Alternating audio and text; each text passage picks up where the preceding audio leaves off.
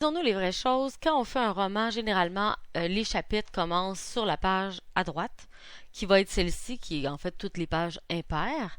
Donc là, pour l'instant, j'ai page 1, page 2, page 3, et il faudrait que j'aille page 1, une page vide, page 2, une page vide, page 3, une page vide, chapitre 1. Donc là, vous le voyez. Pourquoi est-ce que je vous dis ça? C'est que ma reliure, on la voit bien ici. Là ici, je ne suis pas du bon côté, on devrait être de l'autre côté. Donc, ce qu'on peut faire, c'est d'aller, mettons, au début de la prochaine partie, en tout cas, au début de l'endroit où on veut que ça commence sur une page impaire et de lui dire, là, vous voyez, je suis dans Word, je m'en vais dans mise en page, dans saut de page et lui dire page impaire. Donc, je ne veux pas avoir un saut de page qui fait juste changer de page sans Enter, mais je veux un saut de section. Donc, je veux vraiment une nouvelle section qui commence sur une page impaire. Et là, tu vas me dire, j'ai rien vu. Ça a juste avancé. Je dis oui, c'est correct. Je refais la même chose à l'autre.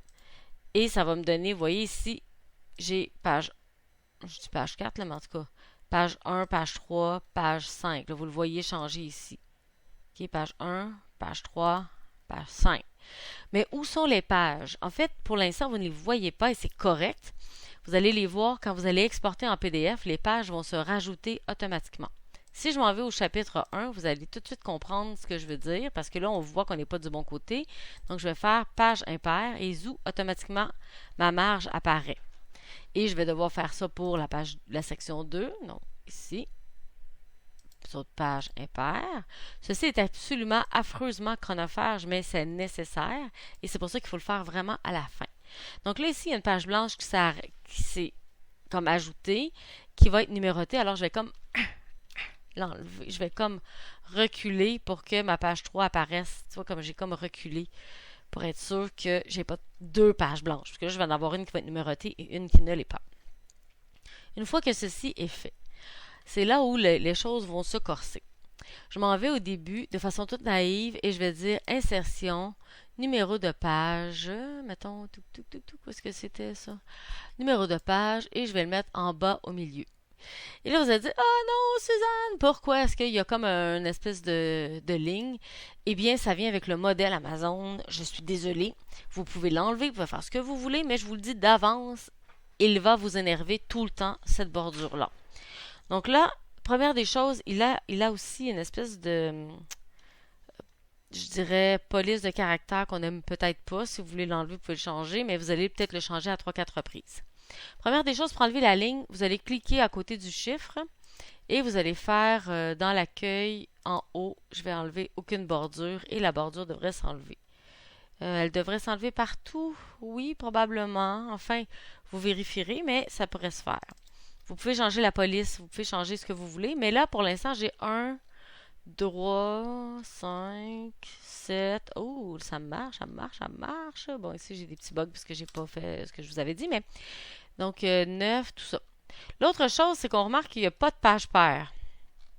Il n'est numéroté que du côté de la page impaire.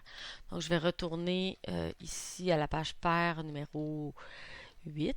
Donc, je clique dans la page. Oui, je sais, j'ai encore des trucs que j'ai pas fait.